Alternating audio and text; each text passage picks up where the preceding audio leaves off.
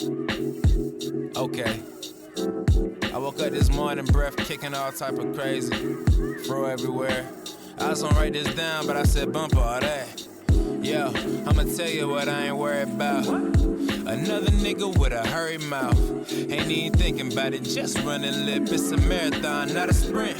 Marinate, I turn your nose like a simp if you care to hate. When you see my name on that blimp, you can share the shade. Peace signs high enough to resonate. I don't get ready, I stay ready to set it straight. Pray heavy, I really ain't trying to Hello, and welcome back to another episode of OpenSpace with Songbird and Ravi. Ravi. All right, just want to open up by saying I hope everybody had a good Thanksgiving. Hope everybody had a safe Thanksgiving. Nothing crazy happened. Hope you and your family didn't kill each other over the holiday. Right. Still got one more to go, so just, brace yourself. All right, so we're going to get right into it. This episode is for the ladies. It's for the ladies. It's called For the Ladies. Yes. And it is for the ladies. Now, fellas, that doesn't mean don't listen. But this is really on some, digging deep as far as being a woman into yourself and self-actualization and awareness and stuff. Yes. So the first topic we're going to get into today is respecting women in business. Want to start off by talking about what it means to be a woman in business. Okay. And that just means, and when I say that, I just talk about, you don't have to be a six-figure millionaire to be considered a woman in business. Correct. You know what I'm saying? Correct. I really look at it as the mentality. You're ambitious, you're motivated, you're not settling for whatever somebody's given to you. Right. A lot of black women, number one, are the highest or the largest population of college educated women or educated people in the United States, I should say. That's it. And with that being said, I know personally so many women just in my own circle that are either aspiring business owners, they are business owners, they do business, whatever it is that you can name. Right. Like I know somebody that does all of it. Right. And I also think that being a woman of business or a woman in business rather doesn't necessarily mean that you have to own everything that you do. I personally do have a job where I work for someone, but in working for them was taught how to become a woman of business and therefore now have been able to venture out and use that income to fund for myself to do other things. Exactly. And they don't even have to just be big, extravagant things, but, selling a product, being a notary, being even just a babysitter. I mean, I feel like babysitting is freelancing. Yeah, definitely. Just even creating a daycare. I feel like sometimes we minimize what we're doing because it isn't big or it isn't, corporation large and everyone knows your name. But it's like when you get up every day, you're doing the thing that, you feel is worth the time and effort. I mean, because we literally only get one life. Right. So the thing that you're spending every day doing, yes, you actually want to do. It benefits yourself and the people around you. Correct. I agree. Yeah. So that being said, there are many different types of women in business. Correct. Okay. There's not one specific one. And I'm going to lead into our second subtopic of different business relationships and basically how women conduct business or how business is conducted amongst friends, family, also when it comes to working with men. And this is not a man-bashing place. Right. But this is just from our own experience about working with men as far as, being in business. Mm-hmm. Just in general, I feel like women we all have our different sets of we all have our different sets of situations that we'll go through in business, being business owners, entrepreneurs, whatever the case may be. And that's just on an individual level. But I feel like with women, we automatically have to kind of be more assertive. Yeah. And be more assertive because I feel like we're naturally we're naturally taught to, I don't like to use the word be fragile, but, gentle. Right, and not so present, kind of in the background and... Right. And so it's like when you're a businesswoman, you automatically kind of have to be a little more hard and a little more stern, because if you're soft, they don't take you as serious, basically. Right, and you have to, and I mean, anybody that has a business or wants to have a business or wants to be in business, you have to show that there's a passion for what you're doing. You know what I'm saying? So I think that in addition to knowing that you have to be passionate, and with the added of you have to be a little bit more assertive, I feel like we kind of get the rap of like you have to be a bitch, or you have to be angry, or you come off as angry. And I feel like a lot of times we kind of struggle with balancing that. Yeah. And I feel like a lot of times we become too self-conscious of like, I don't want to be too this, I don't want to be too that, because of our presence a lot of times is already loud in a room, especially when it comes to business and places that there's not a lot of people that look like you. Your presence is already usually pretty loud in the room, and it's like, I don't want to be too this. Right. But I feel like you have to set yourself apart. You have to be more assertive. You have to show that you're passionate. And that doesn't mean getting loud. Doesn't mean getting in people's face. But it means like, when it's time to talk about what you know, you step up and talk about what you know, until you don't have nothing else to say. Right. And that goes for whether you're in business with a friend, a family member even. Sometimes it's easy to blur the lines when you may work with like your brother or your dad, your sister, your cousins. Right. With friends, it's just I feel like it's just a matter of expressing what professionalism means to you. I mean, I feel like that's a very individual based definition, what you deem as professional. I mean, granted, we know there's like a universal understanding of what professionalism is, but everyone conducts business differently. And so I just feel like it's just a matter of having that kind of communication. But like you said, with being a woman, it kind of seems like even then you still kind of talking your own language. Like, I don't know. It just, it can be difficult balancing. And then I just also feel like, it depending on the industry that you go in, you have, it's like it sucks, but you have to like, I don't want to say walk on eggshells, but you kind of have to, you got to play the game. You got to play the game. And honestly, as a woman, if you're going to jump into the ring, you got to know how to play the game better than everybody else. Right. And it's like, I feel like in certain industries, because they're male dominated, at least to the outside, it can deter a lot of women from venturing into them. Right. You know what I'm saying? But honestly, a lot of people don't realize that women make a lot of shit shake behind the scenes, even for stuff that we see men in the forefront. Forefront of, correct. And I feel like, James Brown said this is a man's world, but it'll be nothing without a woman or a girl type shit. So I feel like I said, you have to know how to play the game, but you also have to walk and talk with a certain confidence. Like, yes, I know that this is a man's world, but I belong here. Right. You know what I'm saying? Right. And that goes into, that actually goes into our next subtopic about respecting other women in business. Perfect. Like, I am not in competition with you. And I actually made a note saying, it's not a personal competition, because in business it's always a competition. Okay. Don't get it twisted. It is always a competition in business, but it's not a personal competition. Gotcha. Me and you could be selling the same things. Of course, I want to sell things. It's not like I want to be better than you. I want to be the best at what I can be. Do. Yeah. You know what I'm saying? So if you live in a capitalistic society, there's always competition. That's what makes quote unquote America great. You know what I'm saying? That's, that there is competition and that everything is not monopolized. But I feel like just in society, in the media, we are already like so pushed to pit against each other that it's like sometimes I really do see the need and the necessity to step back and like, hey, like, we both do this, but I see you. You know what I'm saying? I respect you, and I respect your hustle. And I mean, honestly, that's a beautiful thing about living in Atlanta. I feel like people, there's a lot of competition. Everybody's an artist. Everybody's a rapper. Everybody's a photographer. But there's people want to work with you. And when they see what they do, they respect you. They want to work with you. All that other stuff. And you know what's crazy? That makes me think about a video I just watched on Instagram today. Someone said, "We all need a friend like Taraji."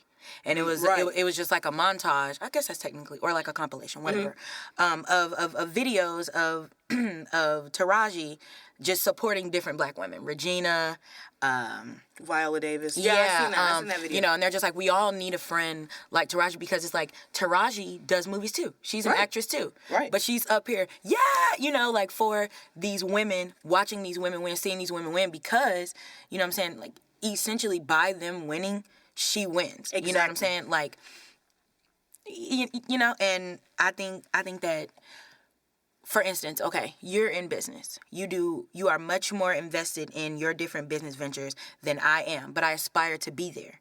So why would it benefit me to be more jealous of you than to learn from you? Exactly. You know, like instead of surrounding myself with people doing the things I want to do, I would rather be stubborn and be angry and try to compete with you. Exactly. When in all actuality, I don't know about how to produce music. That doesn't mean I don't make music and I don't like doing it. Right. But that does mean my friend does. So why wouldn't I benefit from my friend's knowledge? You know what I'm saying? Like, I just feel like we're literally conditioned to feel like I have to be better than you, not we can both be like the best, you know? Yeah. And that's not to demean like award shows and things like that. But, you know, like even just seeing my girl Ari Lennox break down. Like, sis, you know your quality. You don't actually have to be better than Lizzo to win that award. We know that though. You know what I'm saying? Like, but why not just congratulations, Lizzo, and keep it moving? Right. You know? I don't know. No, That's you're just right. my little tangent. No, you're right. Like you said, I feel like when one of us wins, we all win. And just knowing the history of how America is, I feel like any black person that takes a stride for the better is furthering everybody around them. Mm-hmm. You know what I'm saying? Like people who are the first to do things, they did it so we could do it. We're doing things now so people behind us can come behind us and do it and not have to go through the same struggles or not have to, you know what I'm saying? You don't have to deal with the same things that, you know, our people who came before us did. So, like you said, when one of us wins, we all win, and that's why we have to respect each other. I mean, I just feel like what I contribute is great. What you contribute is great, but together it's, you know, unstoppable type shit, like, you know. So, yeah, I think that's a good point to move into our next topic. Yes. And I'm going to let you go ahead and do your thing on that one. So we're going to talk about like empowerment, you know, and healing. I think that it definitely starts like when we're young. I don't want to say no one poured into me as a young girl. I don't want to say that. That would be a false statement, a false accusation, and it's like a slap in the face to my parents and those that helped raise me. But that doesn't mean I felt like someone was pouring empowerment into me. Gotcha. More so like self-awareness. You are a young woman and you are capable of this. And life is more than wifelyhood or motherhood. You know, I don't really feel like that message was presented well, and I feel like it comes from a lack of it being presented to generations of, you know, of women. And it just feels like for men, even when they're young, it's like, you know, if she's not this and if she's not that, don't deal with her, because you need to be this kind of man. You know, this is what makes a man great, doing this and this and this and this. But the things that are listed for women, like even just cook, clean, you know, like have children, and that's not being funny. That's not to say every single household is like that. No, and that's not not to say that those shade. things are bad. Right. It's not shade in any capacity. It's just as I'm getting older, I'm noticing like it took a long time, even now. And that's not to say that I should have reached my journey or already encountered the things I needed to encounter. But I do feel like at 25, there is a level of like self-assurance and like self-esteem that I would want my daughter to have, that I may lack in certain places, in certain areas. And, you know, I can't think of, you know, like I had to join groups and things like that at school, you know, like girls' gyms, Miss Mackenzie. Mm-hmm. I had to join gyms. Girls Enriching Minds and Spirits. You know, it really kind of, it was like a little safe group for girls, and you know, she was putting it to us like, you know, you can be this, you can be that. I'm a businesswoman. I'm this, I'm that. But that was still high school, you know. And I just think that like it doesn't start enough when we're young, and then it turns into us needing healing from those very things that we lacked empowerment from, like getting into relationships, because all they push down our throat is love. Even in cartoons, dude. Like you watch a fairy tale and the princess can't be great until she meets Prince Charming. Every time she's coming from some situation that she just can't seem to get out of until she meets this perfect man.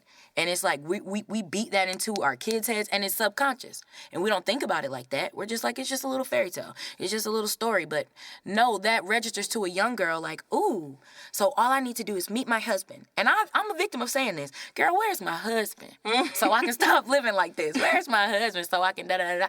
But in all honesty, I could really boss up on my own. Exactly. Right. So I actually tried to take that approach this year. A friend and I decided to start reading some different literature and just looking at things differently. I grew up very Christian. So a lot of Christianity is about selflessness. Just the idea that someone would put your entire existence before their own. And so a lot of times I didn't really know where that selfishness or like that like kind of self-awareness and empowerment was supposed to come from without it being like arrogant or selfish or like boasting or that's a you good know. way to put So it. That's a really good way to put it. So now that I'm getting older, I'm kind of like at least just interested in understanding those different things. Just even like how Taven always talks about like energy healing and stuff like that. And I thought it was just something that was just so like deep and spooky. But it's like it's just the idea of like knowing your own vibe. Like, do you even know your own vibe? Right. Like not what you think you like and what you think you're putting out, but like what you're actually putting out. Like, do you know your vibe? Do you know how to check that vibe, cut it where it is, and you know, for lack of a better term, transform it into what you really want? Right. Are you aware? Right.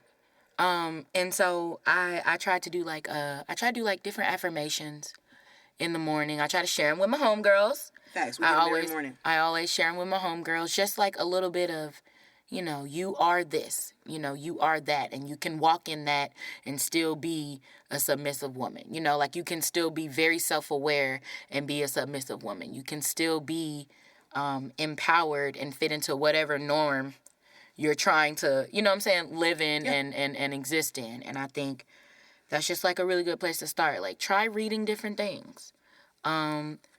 You know, different insight. You know, like self-help even. Just talking to other business women. Cleansing your energy. Thanks. Or just cleansing really like what's around you. You know, like what are you accepting too? Because everything's not about what you're putting out. Like what are you receiving from people? Yes. You know, like and that's also a part of your vibe. Don't think for a second that what you digest doesn't affect or interrupt what you have going on. Everything. And we ingest a lot of things. Like it's not just talking about food and water. It's talking about what you hear, what you see, what you touch, what you feel, all of that. Yeah. And going back to what you were saying on like what do you give off? Are you aware of what you give off? We're gonna go into we watched a very interesting video today, and we're kind of gonna give our synopsis on it. So I hope y'all have seen this video. I hope y'all have too. So let's see. That's another one of you lies. No, younger women are attracted to older men. What are you talking about? So can you see me? Yes, I can. Okay. So do you feel like a woman like me? Uh-huh. What would you rank yourself on a scale from 1 to 10? You cannot use 7. Would I rate myself? Just your face. My face, when I wake up, 5, but when I put myself together, 6. Okay. And how tall are you? 5'5". Dress size. I'm sorry? Your dress size. A 3.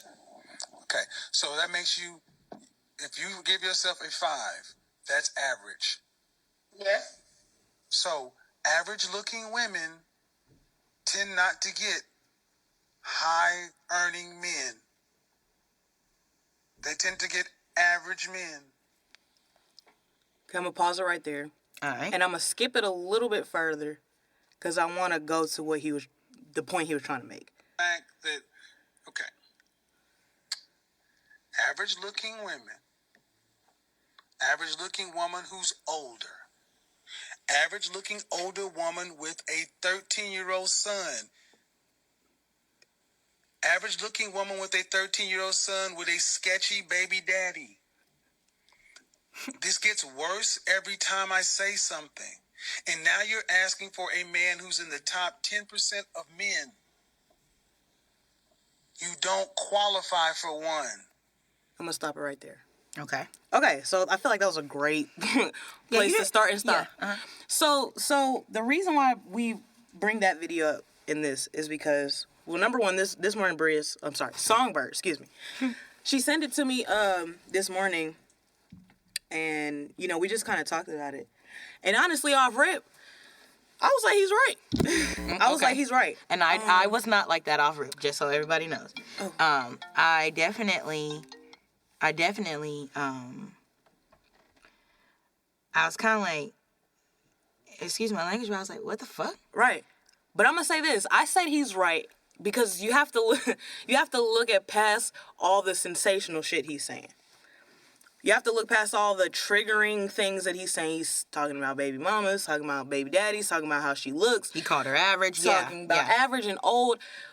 But the basis of it is this. What he's saying is right. And the thing is those attributes that he listed, they might be more so a physical thing than a personality thing, but those things show a reflection of what's going on inside. Okay, go there. And I'm not saying her, I'm not necessarily talking about her age and stuff, but the fact that this woman is on this show, asking about relationship advice, saying she wants a 6-figure man, and called herself a 5 when she wakes up without her makeup. She called herself a 5 and a 6 with makeup. Yeah. What kind of man do you think you're going to attract when you look at yourself as a 5? And we'll openly say it in an interview. In an interview in front of people, in front of this man. And that's why I say he was spitting facts. It's not, like I said, not specifically to who this particular woman was. Right. But the point he's trying to make is you're average.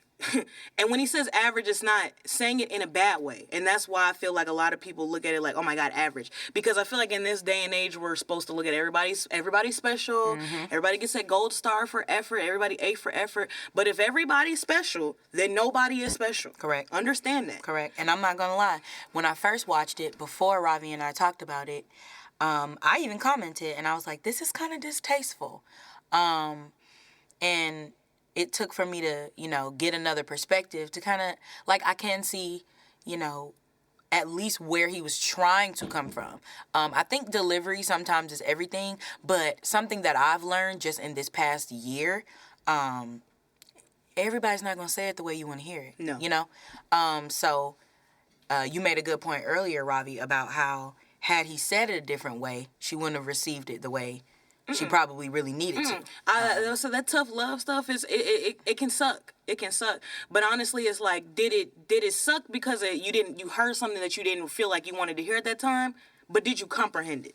Did you understand what the point was? Mm-hmm. And I really feel what the guy was trying to tell her was like, it's you're expecting things from people, number one, that you can't do for yourself. Or them. And I feel like that's a trend, especially in our generation, where, like, we're going to just wait around for somebody while we do absolutely nothing, and they're supposed to kiss the ground that we walk on and all this other shit. But it's like, what the point he was trying to make was a guy who's, okay, he looks good, he's athletically built, he's got a nice chiseled face, and he doesn't have a whole bunch of, kids by other women, and he doesn't have drama, and he doesn't have this, and he's college educated. What type of mindset is that person on? What type of energy and vibe is that person on versus what you are on, saying that that's what you require and that's what you want? Mm-hmm. So my thing is, obviously, if you think of yourself as a 5, you're not even on on the my same level. Yeah, you're not on yeah. the same. You're not moving on the same wavelength as somebody who is like that. Yeah. And I'm not saying that everybody who's successful and a millionaire or that's college educated is happy. That's not what I'm saying. Right. But what I'm saying is, in general, the woman, the type of man that this woman is looking for is somebody who is probably confident about himself, who would call himself a 10. A 10, so yeah. why would you think that a guy that would call himself a 10 is going to be interested in a woman who thinks of herself as a 5? 5, right. You know what I'm saying? Right. So I feel like, if you guys, I have to figure out the name to it. Maybe that we can drop a link somewhere to the video. But if you guys watch that video, look at the comments and stuff. I'm pretty sure a lot of people, mostly women, are going to be like, oh, this guy's a jerk. He's an asshole. He's misogynistic. He's saying all the wrong shit. But he's speaking facts. Yeah. He's saying it in a way that probably triggers a lot of people. But it like I said, I feel like it's less about the specifics of this particular woman and more about the fact of how do you feel about yourself to where you feel like you can require everything. You're requiring everything of somebody that you don't require of yourself. Mm-hmm. Do you require yourself to be physically in shape? Do you require yourself to have this much money in your bank account? Did you require yourself to have this level of education? Did you require yourself to be this in this part of life at this time? Yeah. So why would you expect that of somebody else? Yeah. And that is why this is a part of the empowerment segment, because it's like, it all comes back to that. It all comes back to how you feel about yourself. Like, what's your vibe? Like, what's your vibe? And law of attraction, says oftentimes, you're getting what you're putting out, even if you don't realize it. I used to say this all the time. Am I misrepresenting myself, or are you misunderstanding me? And they're two different things, That's two completely different things. So, yeah, that's good. Be aware, man. Gotta be aware. Come on, I feel ladies. like when you're aware, you can take responsibility. And when you can take responsibility, you control your life. Yeah, facts. You control your life when you take responsibility. That's just what it is. That's it. So, yeah. Feel like we got deep today. That was good, Robbie. We got deep today. Thank you. That was good. That was really good. We're gonna go into a little something more lighthearted. Is it story time? I heard you had a story for us. I heard you went out of town. So, I had went to Denver or whatever. With some friends. And it was a great time. It was a great time, really it was. But a lot of us, of course, know what Denver is infamous for. Very similar to California and D.C. Just go on and follow me there. We'll even say Arizona to give you a little more context. Okay. And I just was trying to keep up with the crowd, man. I was trying to keep up with the crowd. So, peer pressure. If you know me, like I'm not into the whole edibles thing. Never really have been. That's not to say I didn't dibble and dabble in college and things like that, but I'm not, I'm not the edible girl. But I was trying to keep up with the crowd. I'm like, why not? You know what I'm saying? Like, I'm here. When in Denver. You know, the Denveronians. Plus we were leaving, So it's like, day of, we're leaving, we're getting ready to go, It's just a few left, And I'm like, I'm not going to be no punk, I'm going to do it, whatever. Like, it's no big deal. And I feel so cool. I'm riding in the Uber to the airport, just chilling. I'm vibing. Get to the airport, I'm just chilling. I'm like, ooh, okay, I'm feeling smooth. Get to the plane, everything's fine. Sit down. I'm like, all right, I think that buddy kicking in. I forgot to mention that I probably took like 2. Yeah, I should go back. So, so there were probably like 4 left. So he took 2.